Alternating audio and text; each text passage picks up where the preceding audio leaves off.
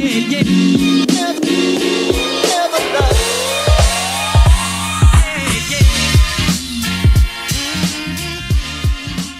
à tous, bienvenue sur Wrestling Clinic Radio, bienvenue dans le 10e épisode de ce grand voyage qui va nous amener à travers la Monday Night War.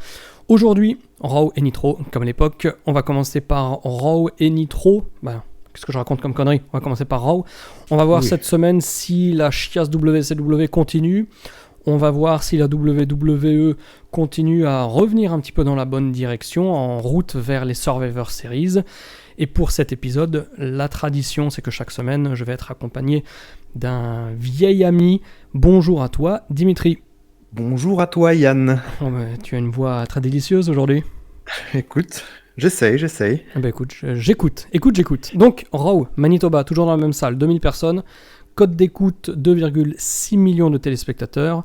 Et ce soir, on commence avec quelque chose qui n'était pas forcément habituel pour la WWE, c'est de commencer par des extraits de l'émission de ce soir. Ouais. On nous montre un petit peu les faits saillants, comme disait Raymond Rougeau. On va voir un petit peu on sait déjà un petit peu ce qui va se passer ce soir. Est-ce que c'est une bonne chose ? Je suis pas du tout fan, moi, personnellement. Oui, est-ce que c'est une bonne chose ? Je sais pas. D'un côté, ça donne envie. D'un autre côté, ça montre qu'on n'est pas live par rapport à la WCW. Mais le côté live de la WCW a perdu un petit peu de sa superbe depuis quelques temps. Je trouve que ça pourrait donner envie si c'était des petits teasers, mais là, je trouve qu'ils donnent trop d'informations par rapport à ce qui va arriver. Oui. Malgré tout, la réalité des chiffres, les chiffres ne mentent pas. Plus de gens ont regardé Raw. Donc finalement... Voilà, même si c'était pas forcément conceptuellement une super bonne idée, en tout cas, ça a donné aux gens plus envie de regarder Raw que Nitro. Donc ce soir, on est avec Doc Hendrix qui va commenter avec Vince McMahon, car Jerry Lawler va catcher ce soir. Et oui. Premier match, donc Doc Hendrix, on rappelle, il a l'air d'avoir 54 ans, mais il en a 36. Mm-hmm. Je remets juste les pendules à l'heure. Les pendules à l'heure. Donc premier match, le British Bulldog contre Marty Jannetty. Marty Jannetty est peut-être le mec qu'on a le plus vu depuis 4-5 émissions quand même. Ouais. Je ne l'explique pas trop. Il est over, ça c'est certain. Un peu moins sur cet épisode-là, parce que c'est quand même le troisième de la série d'enregistrement, et je trouve justement que c'était un petit peu dommage. Je rentre tout de suite dans le vif du sujet. C'est son grand combat dans cette série d'enregistrement, et je trouve que c'est celui dans lequel il a été le moins soutenu par la foule, parce que les gens sont un petit peu fatigués, et tu te mets à la place du garçon qui est dans le public. On a déjà vu Marty Jannetty 3 fois, et là, pour ce match majeur, les gens sont beaucoup moins dans son personnage, dans ses comebacks, ils le soutiennent un peu moins fort, etc. Il n'y a pas la même magie. C'est très dommage, ça aurait dû être peut-être fait dans l'autre sens, tu vois. Oui, après c'est le manque d'ambiance là de la foule, il est général, c'est pas que par rapport à son personnage. Ah oui, non mais je veux dire justement d'arriver en point culminant à la fin d'un taping comme ça qui doit durer des heures et des heures, c'est compliqué parce que là dès le début, là c'est le début du show, on voit des gens se lever, on voit des gens qui regardent pas. Pour rentrer dans un show de catch quand t'es devant ta télévision, c'est compliqué. Ouais. Au niveau des commentaires, ils nous spoilent déjà en fait le résultat de ce match, parce qu'on nous annonce que le British Bulldog affrontera le champion de la WWE au In Your House après les Survivor Series. Ouais. Donc, selon toute vraisemblance, Marty Jannetty va pas forcément gagner le match. C'est ça. Et on peut noter aussi le bon travail de l'avocat Clarence Mason qui fait du bon taf, quoi. Il obtient ce qu'il voulait. C'est un bon avocat. Earl Hebner compte très vite dans ce match, j'ai trouvé.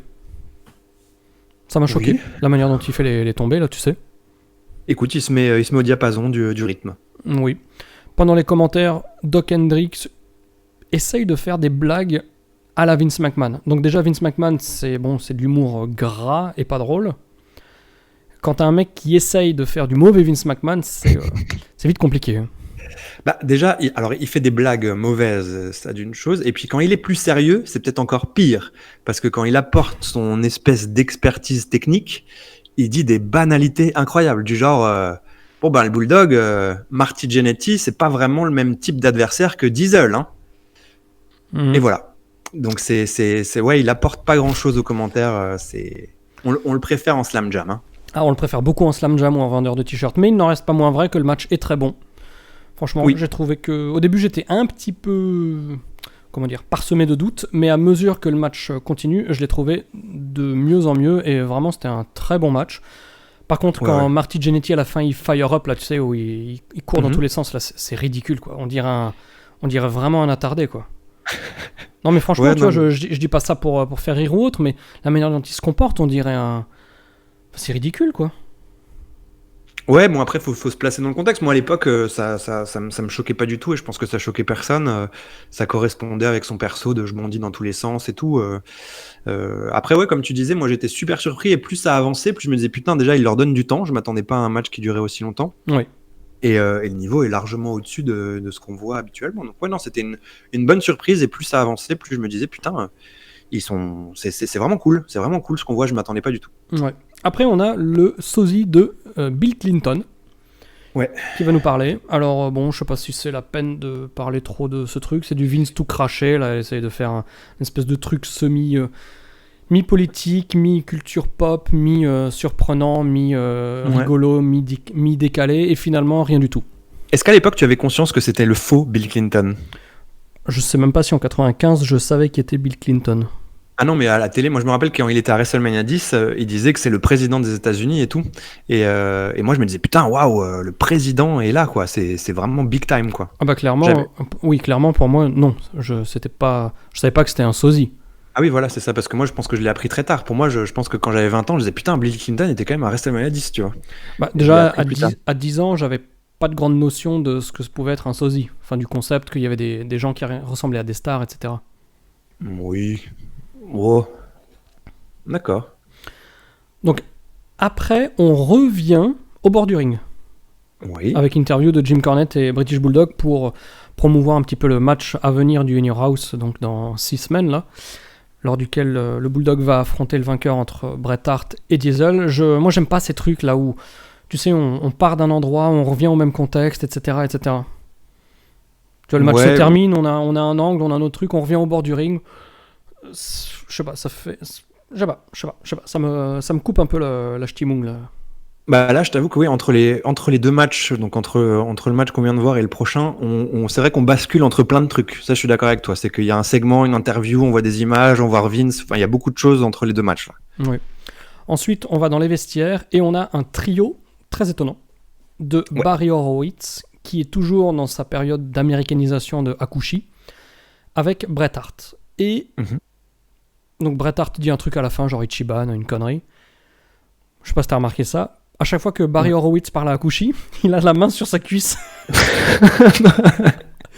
Mais genre vraiment, c'est pas genre, tu sais, quand on regarde du catch ensemble, on est sur ton canapé, je dis une connerie ou un machin, et je dis n'importe quoi, j'ai une idée qui me vient à l'idée, je te tapote la cuisse, genre oh putain, j'ai complètement oublié de te dire, tu vois ce que je veux dire.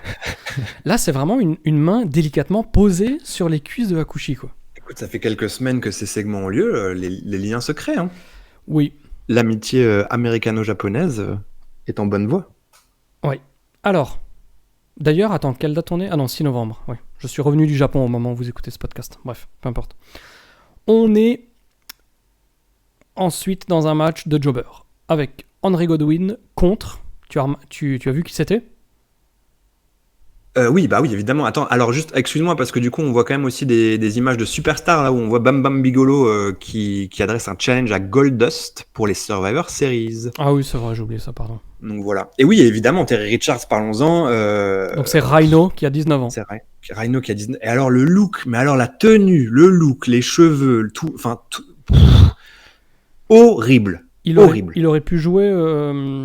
Alors, habillé, il fait petit gros. Là, en singlet, en tenue de catcheur, on voit qu'il a des cuisses qui font la taille de ton appart, comme on dit. Mais vu la coupe de cheveux, les cheveux crasseux et la gueule de poupon un peu gonflée. Oui, parce que là, il a pas un poil, un poil de barbe vraiment parfaitement rasé. C'est. Bon, tu me diras, moi à 19 ans, j'en menais pas large. Hein. Je me Oui, compare non, mais pas non, à mais je Rhino veux qui a dire, là, 19 ans. Mais il fait un petit peu le petit gros persécuté dans Heartbreaker à vif ou un truc comme ça. Tu l'imagines avec un gros jean baggy, tu vois, une chemise large. Aïe, aïe, aïe, aïe, aïe, aïe. Et puis ouais, sa petite salopette là, sans rien du tout. Il y a rien. Il y a même pas un petit logo, une lettre, rien Oui, mais dessus. tu es jobber, tu peux pas mettre de logo sur ta. Non, ton mais je veux singlet. dire, non, mais à des différentes, à un truc de plusieurs couleurs ou j'en sais rien. Enfin, quelque chose. Bon, moi je sais qu'à 19 ans, voilà, J'étais pas jobber WWE. Donc malgré toutes ces critiques objectives et ces observations, voilà, ça n'en reste pas moins un Rhino à 19 ans. Donc c'est le premier match de Henry Godwinn depuis le début de la Monday Night War. Ouais. Y a un côté un peu Mick Foley quand il sourit à Henry Godwinn. Oui, j'ai été surpris parce que franchement, ça faisait très longtemps que je l'avais pas vu catcher, là, j'avoue. Et j'étais surpris de la masse que c'était, tu vois, dans mes souvenirs. Le mec, c'est un tank, quoi. Ben ouais, dans mes souvenirs, franchement, je voyais pas Henry Godwinn aussi imposant. Aussi thick. Ouais, j'étais assez choqué de voir ça. Bon, rien à signaler dans ce match, si ce n'est qu'à la fin, Triple H attaque Henry Godwinn par derrière. Il lui porte un pédigré à l'extérieur du ring. Mm-hmm. Ce qui est commenté par Doc Hendrix comme... Sur le béton. Il lui met la face directement sur le béton. Et c'est un peu comme la semaine dernière quand, comment il s'appelle, Eric Bischoff nous dit « Ouais, c'est du solid steel », alors que tu vois que c'est à peine de l'aluminium tout branlant. Là, mec, je veux dire, les gens sont devant leur télé, tu vois, c'est pas de la radio. Ouais, il y a un tapis de protection qui est quand même... Les gens, ils regardent, ils ont des yeux, et il y a des tapis bleus. Voilà. Mais c'est vrai qu'à l'époque, Raymond Rougeau, il faisait la même chose. Il disait directement sur le... Comment il dit ? Sur le parquet de ciment. Le parquet de ciment ? Ouais, le parquet de ciment. Et suite à ça, Triple H verse le vomi de la ferme qui est dans le seau d'Henry Godwinn sur Henry Godwinn. Après avoir mis délicatement des petits gants blancs. Ah oui. Ah moi, c'était génial ça. The White Gins. Oui, non, c'était vraiment génial. Et puis toutes les manières de Triple H et le dégoût complet, tu sais, genre il prend le seau, genre c'est vraiment horrible. Enfin, j'aime beaucoup toutes les expressions faciales de Triple H à cette époque. Oui, franchement, il était. On peut l'aimer, on peut ne pas l'aimer. Toujours est-il que la manière dont il gérait sa gimmick d'Aristo, là, c'était vraiment... il donnait vraiment vie au personnage. Et le personnage qui va affronter Henry Godwinn la semaine prochaine. Ouais. Voilà. Ensuite, on fait la pub des Survivor Series avec la team Darkside. Mm-hmm. Donc, elle n'a de Darkside que le nom. Et son capitaine, Undertaker. Parce que la team Darkside, c'est l'Undertaker, ok, soit. Mais il est accompagné de Fatu, Savio Vega et Henry Godwinn. Les ténèbres, quoi, vraiment les ténèbres. C'est les ténèbres, quoi. La Kaira semi-obèse, le Chicano et le farmier, quoi. Le fermier. Trembler. Interview d'Undertaker dans le cimetière avec Paul Bearer, etc. On voit pas le visage d'Undertaker, donc on ne sait toujours pas à quoi il ressemble. Ouais. Ensuite, interview de Diesel. Oh là là. Qui a un sourire extrêmement creepy. Oui. Comment on dit creepy ? Malsain. Oui, là, c'est proche de la pédophilie, là. Il te parle et tu as peur, quoi. Oui. Il a une espèce de bonheur étrange, malsain. Oui, c'est vraiment, viens t'asseoir sur ce canapé. Oui, ho. Mais pourtant, il est encore complètement face, là. Hein. Ah oui, et puis son regard, son sourire, la promo est hyper étrange. Et, déjà, son débit est vraiment hyper faible. C'est l'impression qu'il est au ralenti. Ouais, hyper étrange comme promo. Oui. Mais bon, c'est un match face contre face, donc ça donne peut-être des indices sur la direction que ça va prendre. Alors, oui. Oublions ça. Passons à la chose la plus importante du talk show. Et rétrospectivement, en voyant ça, moi, j'ai pété un plomb de ne pas avoir vu ça à l'époque. mais c'est exactement ça. Parce que je me suis dit, non, mais franchement, si j'avais vu ça, mais j'aurais acheté mes cash, quoi. J'aurais pris l'avion pour l'acheter là-bas. Franchement, au tabac, c'était bien plus cher que ça, quoi. Eh ben, moi, j'ai mis des références de prix, mec. Tu me prends pour qui? Alors attends, il faut quand même dire de quoi on parle. Il faut contextualiser déjà. Kama contre Tony Roy. Tony Roy qui est vachement musclé pour un jobber. Oui. Et il a la coupe de cheveux de Randy Savage, c'est ce que j'ai noté aussi. Randy Savage qui a mangé Bob Holly. Oui, exactement. Bob Holly cheveux, pas Bob Holly boule laser, quoi. Ouais, exactement. Donc ils sont là, mais le match ne commence pas. Parce que, avant ça, le VRP, qui remplace Doc Hendrix, aujourd'hui va nous vendre un produit dérivé WWE. Donc avant, c'était des t-shirts, des pancartes, des répliques de ceintures. Aujourd'hui, putain, les mecs, c'est des POG. Les POG, mais pas 100 POG. Combien de POG? Putain. 1000 POG. Et le prix? Non mais il y a on marche 1000 sur POG. la tête, on est en plein délire, quoi. Il a un sac de 1000 POG avec 2 kini. 2 kini.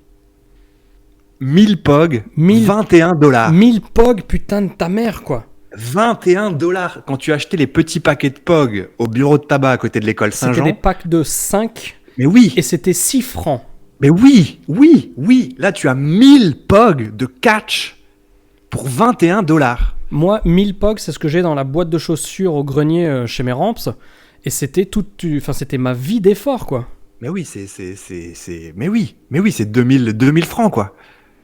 Non, mais incroyable. 1000 POG. Oui. Non, mais 1000 POG. Franchement, c'est le meilleur deal qu'ils ont jamais présenté. Ah non, mais moi, je comprends pas qu'il n'y ait pas des gens qui en aient commandé 50. Tu vois? Mais j'aurais bien aimé être avec toi quand j'ai vu ça, parce que quand j'ai vu ça, j'ai dit, mais putain, mais non, quoi, je suis passé à côté de ma vie, je suis passé à côté de cette information. Ah, mais complètement. Alors, pour la petite anecdote, moi, à Noël, je pense 95, j'avais dû demander comment ça s'appelle, la machine à POG. Ouais. Et je découpais des photos de catcheurs dans des magazines pour les coller dessus. Pour me faire des POG catch. Mais oui, bah exactement pareil. Et je me souviens très clairement aussi que j'avais une discussion avec mon grand-père, parce que je pense que j'avais dû recevoir, quand on était chez les grands-parents, cette fameuse machine à POG, où il me demandait ce que c'était, alors je lui explique le truc, et puis je me souviens très clairement qu'il m'avait dit que oui, c'est une mode comme tout, comme les pins, etc., etc. Ce à quoi j'avais répondu, du haut de ma grande sagesse et de mon expérience de vie incommensurable, non. Ça, je pense que ça durera pour toute la vie. Non, l'époque, c'est beaucoup trop cool pour disparaître au bout d'un an. Sachant que 6 mois après, on n'avait plus jamais entendu parler. Mais, ah ouais, non, les POG, putain. Ouais. Ah non, putain, les POG, quoi. Bon, Kama contre Tony Roy, on s'en bat les couilles. Shawn Michaels est au téléphone. Kama gagne avec son coup de poing, là, juste à la fin du coup de téléphone de Shawn Michaels, où il dit qu'il a toujours un petit peu mal au cul, etc. Ensuite, la semaine prochaine, on aura un gros match quand même. Razor Ramon contre Sid pour le titre intercontinental avec, tenez-vous bien, le 1-2-3 Kid en arbitre. Et en plus de ça, car on sent un petit peu le rififi qui arrive, il y a de l'eau dans le gaz entre le Kid et Razor, s'il y a un count-out ou une disqualification, le titre change. Mm-hmm. Demain, bien entendu, pas d'émission. Oui, les choses vont se passer là, les choses vont se régler. Ouais, t'entends. Ah ouais. Les choses se passent. Donc, main event du show, Jerry Lawler et Isaac Young Kim, comme tu l'appelles, contre Bret Hart et Hakushi. Ouais. Sauf que le match ne commence pas, on va d'abord faire une pause avec les Smoking Guns qui jouent au combat de pouce Karate Fighter pendant que Bret Hart arrive. Oui.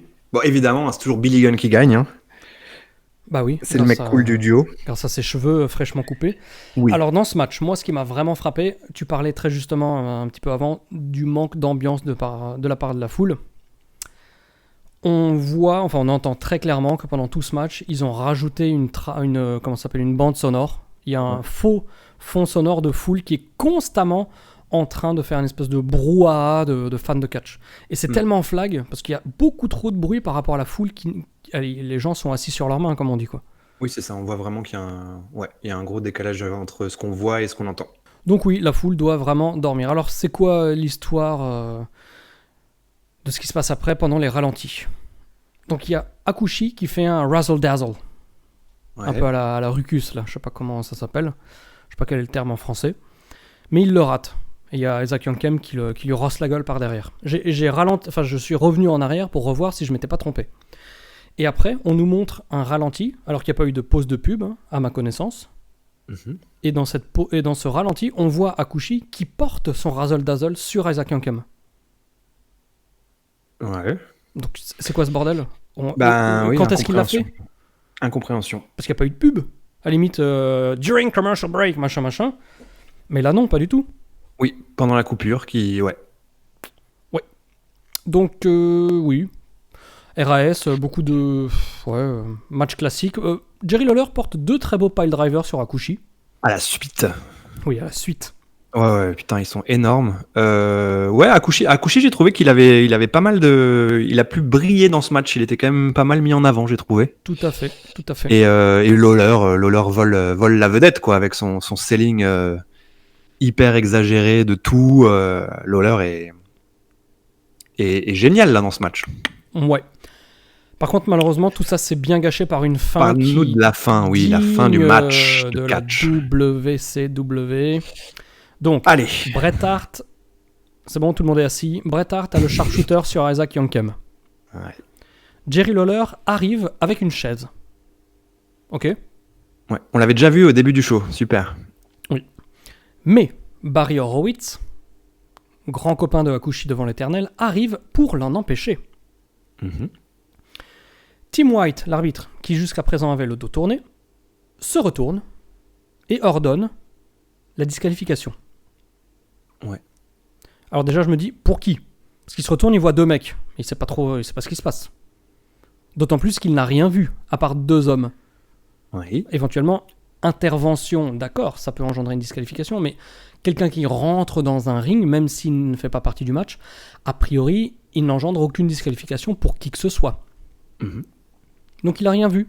Il n'y a même pas d'interférence d'un mec. Il y a rien eu. Mais disqualification des faces. Bien sûr, des faces. Car c'est le heel qui a la chaise. Ouais. Voilà. Donc moi, j'ai pas plus de commentaires je pense que tout est dit par rapport à la connerie de ce truc. Bah, la absence de sens totale, quoi. Là, Ouais. c'est... Ouais. Surtout sur Main Event de show, on finit là-dessus en plus.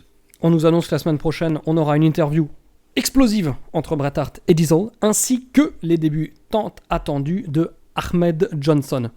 Oui. Donc, la fin pourrie de ce main event qui sert vraiment à rien, elle dessert complètement tout le monde. En plus de ça, on a toujours les matchs de jobber, faut franchement arrêter. Surtout que le catch, il est bon, quoi. Bulldog Marty Jannetty, il était super bon ce match. Oui, non, c'est vrai. Les stories et le booking mettent pas en avant la qualité du catch, quoi. Qui fasse 3 matchs, qui fasse 3 finishes normaux, qui mettent les interviews, les trucs, les incrustes écrans, les storylines, les trucs autour, et voilà, qui cherchent pas à faire autre chose. Tu vois, cette disqualification, je comprends pas d'où elle sort. Bah, elle sort de nulle part. Il y a pas de. Oui, c'est de la pure merde. C'est de la pure merde. Et en plus, oui, Bret Hart a quand même. Bah, oui, non, mais c'est vrai. Il y a Bret Hart. En plus, il a un match de championnat dans 3 semaines ou 2 semaines. Enfin, il perd alors qu'il a rien. Enfin, bref, ouais, non, c'est.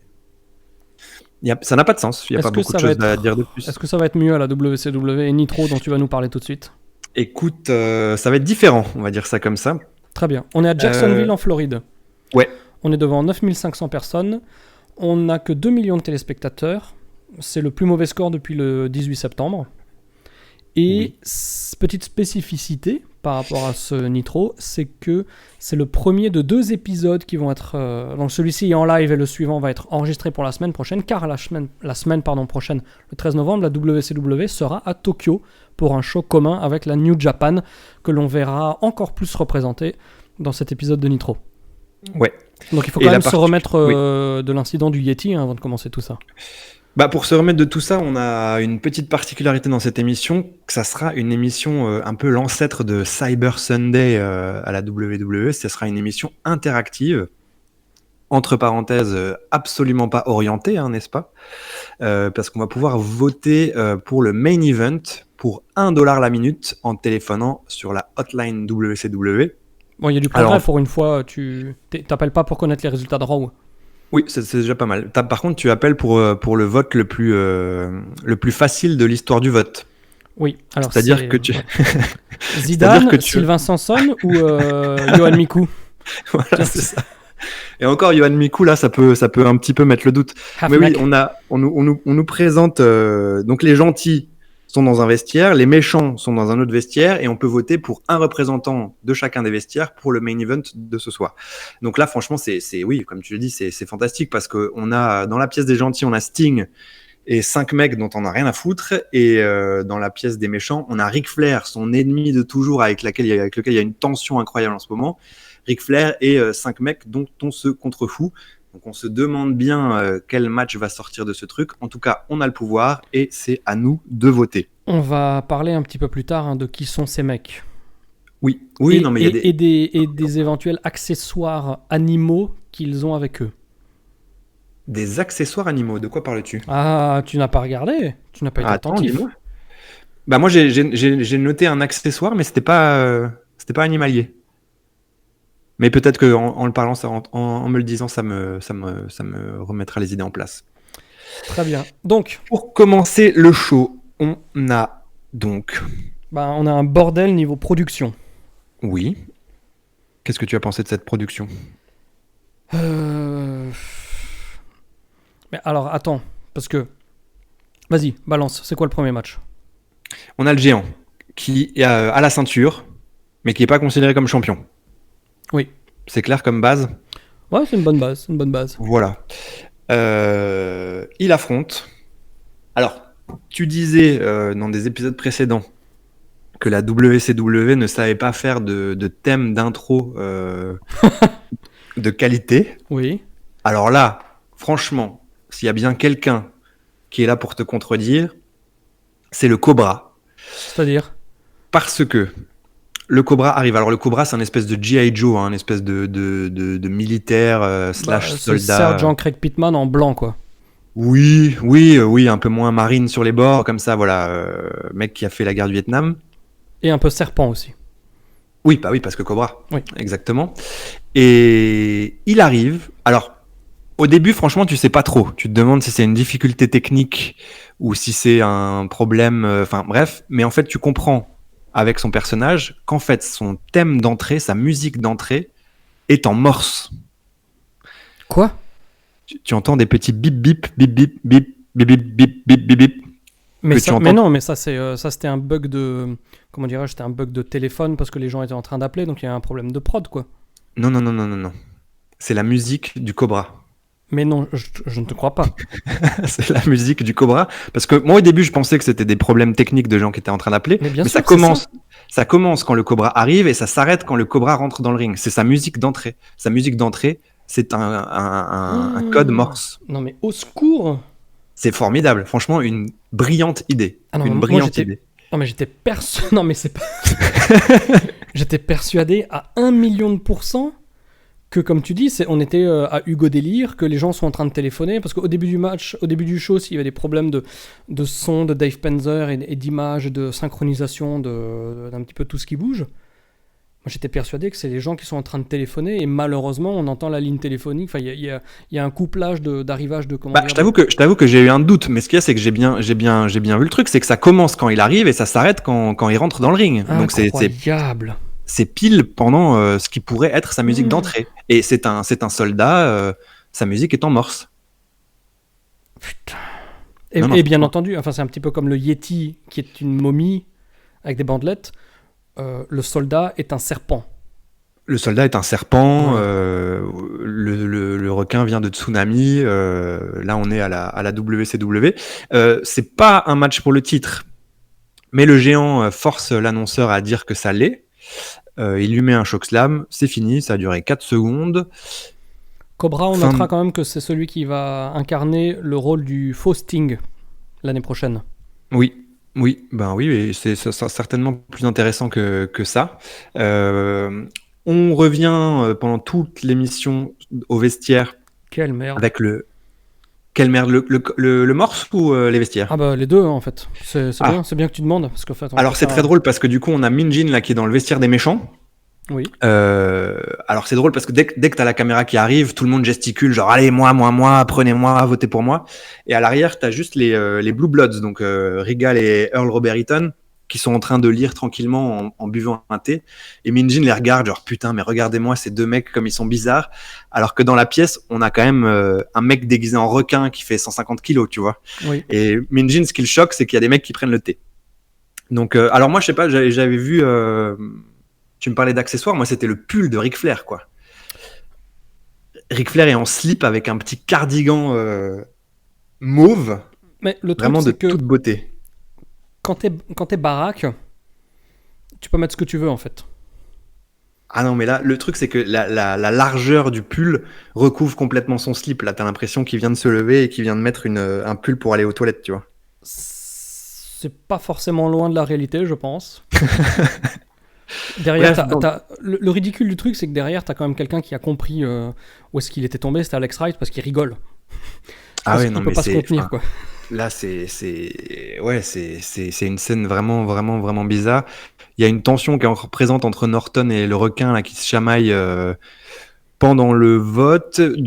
Donc ça c'est du côté des méchants, du côté des gentils, c'est Sting qui est super chaud pour Ric Flair. Les autres ont même pas le droit de parler en fait. On sait déjà quel match on va avoir. C'est ça le truc, c'est qu'il y a, oui, on donne la parole qu'à deux mecs.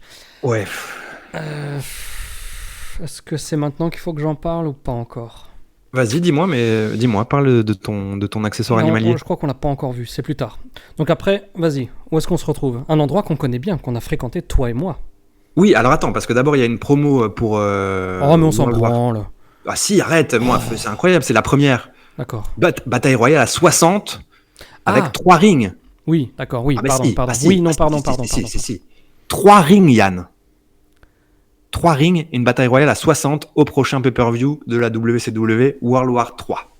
Ouais. Et ensuite, effectivement, alors j'ai évidemment pensé à toi aussi parce que nous y étions, assis peut-être sur ce banc-là. On nous annonce que Hulk Hogan a besoin de revenir un peu à la source, à ses racines.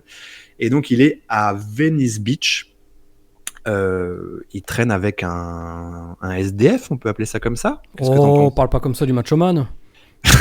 Qu'est-ce que t'en penses? Oui, Il j'ai est trou- avec j'ai le trouvé Macho Man ça, sur un banc j'ai- avec un mec ouais, avec une longue barbe, un peu sale, qui J'ai est trouvé ça assis, qui est un peu affalé. très américain et très de mauvais goût de présenter une émission de multimillionnaires avec des Oui. multimillionnaires qui font copain-copain avec des clochards, sachant que je pense qu'aucun mec de la WCW n'a jamais donné le moindre centime à Ouais. des gens dans le besoin. Donc j'ai vraiment pas aimé ça. Oui, et puis là, Voilà. tout le setup est ridicule. Là, de dire j'ai besoin de revenir aux racines à Venice Beach. Il est accompagné du Macho Man qui l'a converti au noir. Donc le Macho Man est vêtu de noir cette fois-ci. Il pourra recycler sa tenue l'année prochaine. Oui, oui, oui. Et il nous dévoile son plan secret. Alors tellement secret qu'il est face caméra, qui va un petit peu tester les eaux là pour voir un peu les degrés de fidélité autour de Hulk Hogan. Il dit voilà, je vais un peu me faufiler, je vais faire le gentil Comme et je disait vais le boucher. voir le faufiler. Ouais. Et je vais voir un petit peu qui est gentil et qui est méchant, qui est vraiment du côté de Hulk Hogan. C'est un petit ovni, hein, ce passage-là. Moi, je m'y attendais pas. Un petit peu. Alors moi, bien sûr, ça m'a rappelé nos petits moments qu'on avait passés lors de WrestleMania 31 en Californie. Oui. Donc Oui. c'était sympa. Par contre, en fait, là, je me suis rendu compte à quel point cette histoire de moustache, c'est aussi un des trucs les plus ridicules de tous les temps. Parce Ouais, qu'à mais la WWE, on a blâmé sur les lunettes de Bret Hart, etc., tu vois. Mais donc, Hogan, là, ça fait quand même plus d'un mois qu'il est en dépression profonde Mhm. parce qu'il a plus sa moustache. Ouais. Mais mec, t'as qu'à arrêter de te raser, trou du cul. Dans une semaine, t'auras de nouveau ta moustache. Tu sais pas quel est son niveau de pilosité. Peut-être que ça met du temps. Hein. Regarde, Bah, toi, non. tu mettrais combien de temps pour avoir une moustache, toi? Bah, la moustache d'Hogan, je l'aurais pas, donc c'est pas la question. Moi, j'ai la chance de pas avoir de barbe, donc j'ai pas besoin de me faire chier à me raser, etc. Mhm. Mais si mon système pileux, c'est mon truc, et que j'ai plus de moustache, bah je laisse repousser. Enfin, je veux dire, tu vois, et dans une semaine, je suis de nouveau en jaune et j'ai de nouveau toutes mes forces. Et peut-être que Kevin Sullivan avait utilisé une petite lotion spéciale qui empêchait la repousse ou quelque chose comme ça. Tu sais, le donjon, ils ont quand même plein de subterfuges. En parlant de Kevin Sullivan, En parlant de Kevin Sullivan, on a un deuxième match qui est vraiment formidable. On a Kevin Sullivan contre le Renegade qu'on n'avait encore jamais vu dans cette Monday Night War. Le Renegade, l'Ultimate qu'est-ce que Warrior du c'est pauvre. oui, voilà, c'est vraiment une piètre tentative de copie de l'Ultimate Warrior. Le mec, il a un R dessiné sur le visage, il a des R sur les bras. Enfin, c'est ridicule. 3 ans après la dernière apparition de l'Ultimate Warrior. Donc il y a même plus la mouvance Warrior. Oui. Oui. Enfin, c'est tout son personnage, c'est ridicule. Le match, on s'en fout. Kevin Sullivan le gagne en 2 minutes, toujours avec son petit maquillage de kermesse. Aucune réaction pendant ce match. Mais alors là, aucun bruit pendant tout le match. C'est normal. Je trouve Oui, ça normal. c'est normal, mais c'est assez incroyable. Il y a pas un bruit. Tu entends n'importe quelle petite mouche voler. Par contre, après, tu parlais de la moustache de Hogan. Le donjon va un petit peu installer sa marque de fabrique là. Jimmy Hart balance de la flotte sur le visage un peu inconscient là du Renegade et il lui efface ses peintures. Donc en enlevant la moustache de Hogan, il lui avait un petit peu retiré son identité. Là, ils font pareil avec le Renegade, c'est la fin du Renegade. Ils effacent un peu les signes distinctifs, les marques de fabrique. C'est Voilà. incroyable, hein, c'est incroyable. Bah ouais. Alors, Hogan n'a pas laissé repousser la moustache. Est-ce que le Renegade va se repeindre la gueule? Je ne pense pas. Je ne pense pas non plus. Hein. J'ai l'impression que c'est la fin du Renegade, là, plutôt. On enchaîne avec les vestiaires pour le vote. Là, il y a des problèmes. Tu parlais des problèmes de production. Il y a la lumière qui s'éteint. Alors, ce qui est très drôle, c'est que avant que la lumière s'éteigne, t'as Bubba Rogers qui va commencer une promo. La lumière s'éteint, il y a un problème technique. Et quand elle se rallume, Ric Flair il prend le truc du genre bon, on n'a plus le temps, donne-moi le micro quoi. Et donc là il fait sa promo en slip. Est-ce que c'est là que du coup tu veux placer ta référence? Non. T'es toujours pas là, mais je Non. ne sais même pas ce que tu as vu moi. Tu vas voir. Ensuite, on parle de Saturday Night où on aura un Arn Anderson contre Kurosawa qui pourrait être sympathique et on a une annonce qu'on verra le premier clip vidéo de Disco Inferno. Donc ça, on a hâte. Ensuite, enfin, du vrai catch, on a Eddie Guerrero contre Chris Benoit, numéro 2 à Nitro. C'est hypé comme demandé par les fans. Les gens ont été très, très, très, très impressionnés par le premier combat. Ils veulent un rematch. Mm-hmm. Là encore, c'est parfait, quoi. Hein. J'ai été... c'est incroyable le niveau d'intensité, de puissance, de rudesse que Chris Benoit... De powerbomberie. Mais même pas la powerbomb, on va en reparler, mais tout, en fait. Personne n'est arrivé à ce niveau d'intensité dans l'histoire du catch, quoi. Comment est-ce que tu peux parler de ça? Le mec est un monstre. Oui, c'est vrai. Non, mais c'est incroyable le niveau de ces mecs pour la télé américaine en 95. Franchement, ouais. Il y a rien à dire. Allez voir tous ces matchs, c'est merveilleux.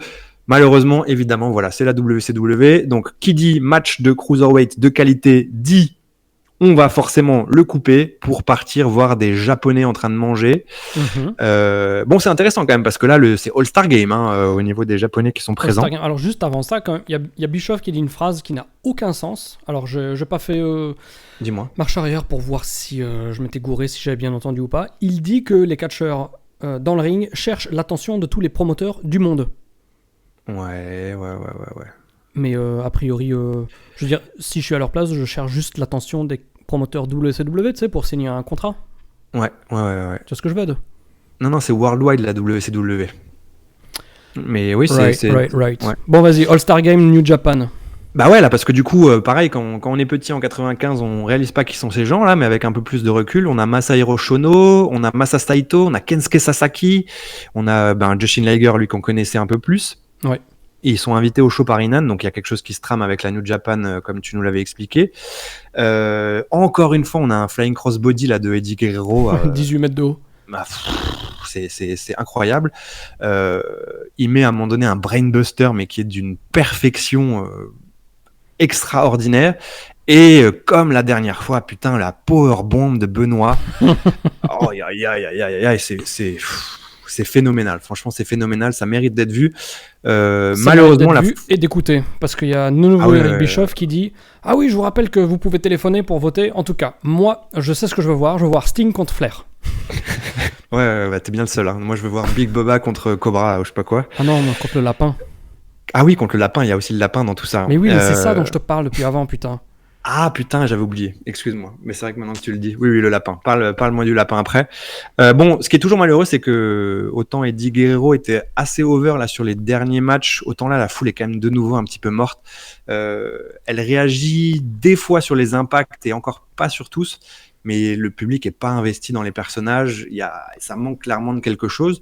Moi, j'ai bien aimé le finish parce qu'il était assez malin pour, comme tu l'avais dit, le roster cruiserweight est hyper mince à ce moment-là. Donc là, le finish, on a Benoît qui a les pieds sous les cordes pendant le tombé. Donc il y a une victoire de Eddie Guerrero sans avoir triché, mais qui est pas pour autant clean. Donc du coup, ça appelle à un rematch. J'ai trouvé que c'était assez malin pour permettre un troisième affrontement entre ces deux-là. Bon, là, voilà, hein, t'es d'accord avec moi. S'il y a quelque chose à voir dans le show, c'est ce match-là. Il est vraiment bien. Il y a deux choses à voir dans ce show. Ce match-là et ce dont je veux parler maintenant. Vas-y.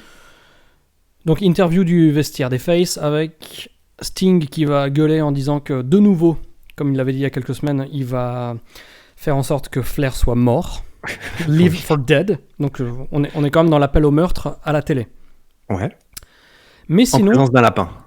Il y a un mec au premier rang, là, qui est quand même une belle bête, habillé en vert fluo, qui a un lapin dans les mains. Mm-hmm. Voilà. Il faut quand même se rappeler l'existence de cette gimmick là, de Dave Sullivan, qui était, on va dire, le petit frère attardé, semi-attardé de, comment il s'appelle l'autre, Kevin Sullivan. Oui. Je veux dire, ça existe à la WCW en 1995. Il y a un mec... qui ressemble un peu à T.L. Hopper, à peu près, dans la gueule. Ouais. C'est un ancien joueur de foot, d'ailleurs, donc tu vois, 1m90, 92, 120 kg, enfin, un Américain des années 90, quoi. Avec un lapin dans les mains, quoi. Et le mec, on l'a jamais vu, il débarque ce soir, il a jamais parlé, et je sais pas si on va le revoir dans un autre Nitro, quoi. Donc là, on est nouveau dans la science-fiction, quoi. En plus, oui, le costume vert fluo de lapin, bien poilu. Enfin, oui, c'est vrai. J'avais pas noté ça, mais oui, ça mérite d'être signalé largement. D'accord. Donc, oui, et puis bon, après, grosso modo, on nous bourre le mou depuis le début du show pour voter, mais déjà, il n'y a aucun dépouillement. Pardon, excuse-moi. Il n'y a aucun dépouillement. Oui, il y a pas de résultat des votes, il y a pas de pourcentage ou je sais pas quoi. Juste avant ça, on a une petite pub pour la VHS de Fall Brawl. Ce qui est rigolo, c'est que Vader est encore sur la jaquette, alors qu'il n'est plus à la WCW au moment où il pouvait pas refaire le graphique. Hein, attends. Ouais, mais il a pas participé au match surtout, tu vois. Alors, je sais, mais ils avaient envoyé le truc en production avant même le pay-per-view. Ouais, bon, voilà. On passe au main event, à la surprise générale. Les résultats des votes ont mené à Sting contre Ric Flair. Surprise, ouais. Grosse surprise. Ça s'est joué sur décision d'huissier, là, sur des petits, ils ont dû recompter, etc. Comme disait Diesel, la rupture d'huissier. Donc voilà, Sting là cette fois-ci, ça suffit les conneries quoi. Il est gentil, mais cette fois-ci il en a un peu marre. Il attaque Ric Flair avant la cloche. Les fans savourent chaque instant de la correction qu'inflige Sting à son ennemi de toujours là. Ric Flair nous sort la panoplie du heel parfait. Toutes les tactiques douteuses sont utilisées. Il a les mains dans les cordes pendant la prise en 4. Il essaye d'utiliser une chaise. Il fait un tombé dans les cordes avec les pieds dans les cordes. Il utilise un point américain. J'ai adoré comment il a utilisé le point américain. Et pourquoi est-ce qu'aujourd'hui personne n'utilise de point américain ? C'est vrai. Qui pourrait l'utiliser ? Mais n'importe qui voudrait devenir enfin un putain de heel vu que ça n'existe plus. Ouais, qui pourrait utiliser ça ? Sasha Banks ? Bon ok, c'est pour dire des conneries comme ça. Hein. Bref, tout le travail de heel, ça marche plutôt bien parce qu'il y a un truc qui m'a fait beaucoup rire. Il y a un petit garçon qui est quand même assez jeune dans le public qui fait un fuck énorme à Ric Flair. Donc voilà, les personnages sont bien établis. Il y a une très très grosse superplex de Sting qui enchaîne avec le Scorpion Deathlock pour la victoire. Alors autant tu vois d'habitude il y a pas de finish décisif etc. Autant là j'étais déçu de voir que sitôt après le turn et tout il y ait justement une décision claire avec une victoire de Sting. Par contre ce qui est intéressant pour son perso et pour la suite c'est qu'il lâche pas la prise. Donc là, il montre un petit peu vraiment qu'il est en colère, que ça suffit. Il y a tout un tas d'officiels qui arrivent pour lui faire lâcher la prise. Il ne la lâche pas. Il y a des jobbers qui viennent également pour lui faire entendre raison. C'est le vestiaire des babyface. Ouais, enfin des mid-carders au mieux il y a le lapin, qui viennent il y a le lapin. pour lui faire lâcher la prise. Ça ne marche pas. Il y a le lapin. Il montre quand même qu'il faut pas trop le faire chier, que la 20e fois, c'est celle de trop. Tu m'entends encore ou pas là ? Pardon ? Ah. Je crois que tu m'entendais plus parce que tu as nocellé mon lapin. Ah non, pardon. Non, si, j'ai nocellé volontairement pour continuer mon histoire. Eh ben, il y a le lapin. Il y a le lapin qui est là ? Bah oui. Putain, mais j'ai dû être totalement... je sais pas s'il a ramené le lapin, mais en tout cas, le mec a ramené quoi. D'accord. Alors oui, alors encore une fois, on en avait parlé dans nos épisodes précédents. Alors là, Eric Bischoff... hyper en avance sur son script qui gâche tout le moment parce que donc là il y a des mid-carders qui arrivent et à ce moment-là Eric Bischoff annonce que Lex Luger arrive alors qu'il est pas du tout là quoi. C'est-à-dire que Lex Luger arrive environ 1 minute 30 après que Eric Bischoff ait dit Lex Luger arrive. Donc ça franchement c'est quand même assez grave. Oui. Parce qu'en plus il a hurlé quoi, il a dit Lex Luger is coming, I can see him. Bah ouais. Mais le mec il est pas là hein. Mais il est pas là. Et c'est surtout que c'est même pas à 10 secondes près. C'est que j'ai revu le truc. Il y a 1 minute 30 entre le moment où il dit Lex Luger et entre le moment où il y a Lex Luger qui arrive. Ouais. Bon, donc tout ça, c'est quand même bien raté. Il y a le lapin. Là, il y a le lapin. Il y a le lapin qui est là. Et là, il arrive. Donc Lex Luger arrive et il dit un petit truc à Sting qui lui fait immédiatement lâcher la prise. Oui. Alors ça, moi, franchement, j'adore. Hein. Franchement, ça. J'ai beaucoup aimé aussi. Ça ouvre plein de portes. Tu te dis, oh putain, mais qu'est-ce que c'est que cette intrigue encore ? Et là, t'as Sting qui s'arrête, qui lâche le Scorpion Deathlock et qui rentre au vestiaire avec Lex Luger, qui affiche un petit sourire narquois, là, tout à fait satisfait. Ouais. Super fin. J'ai adoré la fin, entre guillemets, parce que c'est pas la fin. Et ça m'a tellement énervé que ce soit pas la fin, putain. Parce que là, c'était... S'il y avait les crédits de fin et See You Next Week, ça aurait été une fin absolument géniale. Oui, c'est vrai. Mais malheureusement, la semaine dernière, Jimmy Hart ne nous avait pas livré d'explications sur son turn sur Hogan à Halloween Havoc. M'en bats les couilles. Cette fois-ci, il est là pour nous expliquer. Il blâme pas mal Hogan en disant que c'est une star de film de série B. M'en balèque. Et que voilà, que pendant qu'il s'occupait d'œuvres caritatives pour les gosses avec le Macho Man, lui s'occupait des choses sérieuses, comme par exemple signer le contrat qui stipulait que si Hogan perdait le match par disqualification, le titre changerait de main. Donc ça, c'était un petit astérisque que Jimmy Hart avait ajouté. Le titre devait changer de main, mais il a changé le jour même. Exactement. Mais là, attention, parce que alors la WWF nous fait chier avec des avocats, etc. La WCW va faire la même chose. Mean Gene ramène un vrai avocat qui dit que la manière dont Hogan a perdu est quand même un petit peu chelou et donc que le titre est vacant. Donc là, tu te dis, putain, ça y est, c'est reparti. Tu vois, je baille. Voilà, c'est... Et alors, ils expliquent comment ils vont régler cette situation. Alors, l'idée d'un rematch entre Hogan et le géant ne leur effleure même pas l'esprit. Hein. Tant mieux. Par contre, ils décident que le titre sera en jeu à World War 3, dans la bataille royale à 60 hommes et 3 rings. Le géant est furieux, Jimmy Hart est furieux, ils sont pas contents, mais Kevin Sullivan les calme un petit peu en leur expliquant que c'est pas grave parce que personne n'arrivera à faire passer le géant par-dessus la 3e corde. Et ça a l'air de convaincre un peu tout le monde. Alors ils que... se disent ah mais oui, en fait ça va bien se passer. Oui. Alors que moi je suis désespéré hein. Parce que bon, effectivement, dans n'importe quel monde, on va faire une revanche. Voilà. Évidemment, pas la WCW. Ce qui, d'un point de vue storyline, est totalement contre-productif. Mais, vu la qualité horrible des matchs avec le géant et Hogan, le géant, j'ai fait des petites recherches, il avait 23 ans à l'époque, hein, juste pour te rappeler à qui on a affaire, tu vois, physiquement, je veux dire. Ouais, putain, c'est 13 de moins que Doc Hendricks, du coup. Oui, c'est vrai. Alors qu'il look pas forcément plus jeune, le géant. Donc, Dieu merci, ils repartent pas sur cette histoire. Mais bon, en fait, je perds complètement les mots. Donc, ils ont fait fi de la logique de tout booking normal. Donc, à la limite, c'est pour notre propre bien parce qu'on n'a pas à devoir se retaper la purge Hogan contre le géant. Mais la manière dont Sullivan rassure son protégé en disant « Mais t'inquiète pas, tu es le géant, ils ne pourront pas te pousser par-dessus la 3e corde. Il faut rappeler que les cordes de la WCW sont vachement basses, que le géant est vachement haut. Hein, et plus t'es grand, plus tu risques d'être éliminé. Exactement, car ton centre de gravité est au-dessus des cordes. Donc voilà, tu es beaucoup plus en danger que Rey Mysterio. Ouais.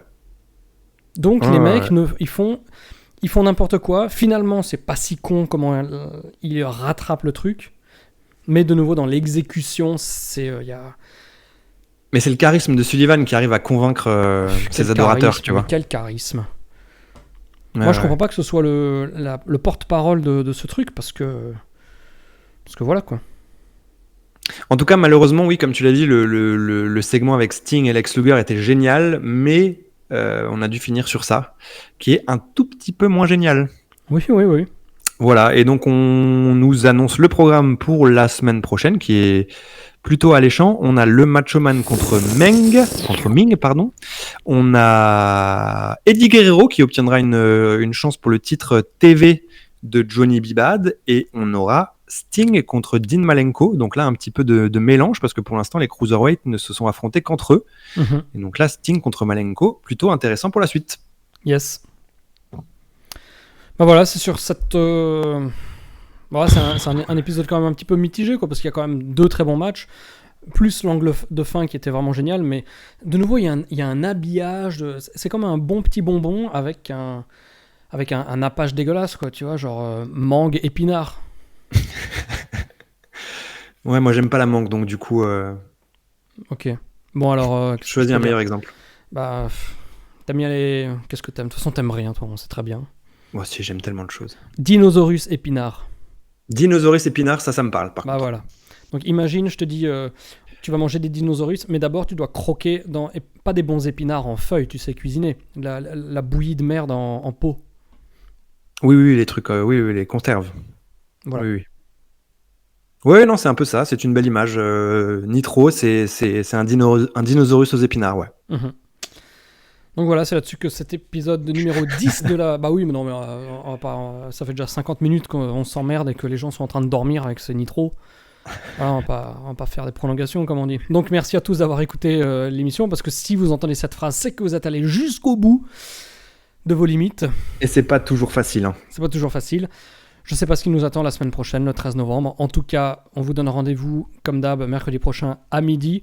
Nous, on va se regarder ça tranquillou, on va l'enregistrer, on va s'éclater, on va bien rigoler, on va peut-être pleurer. Mais en tout cas, on va le faire dans la joie et la bonne humeur, car on kiffe. Tu kiffes, Dimitri ?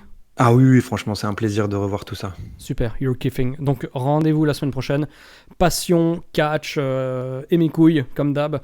Et piscine de chiasse. Et piscine de chiasse. Bisous à tous et bisous à toi, Dimitri. Bisous.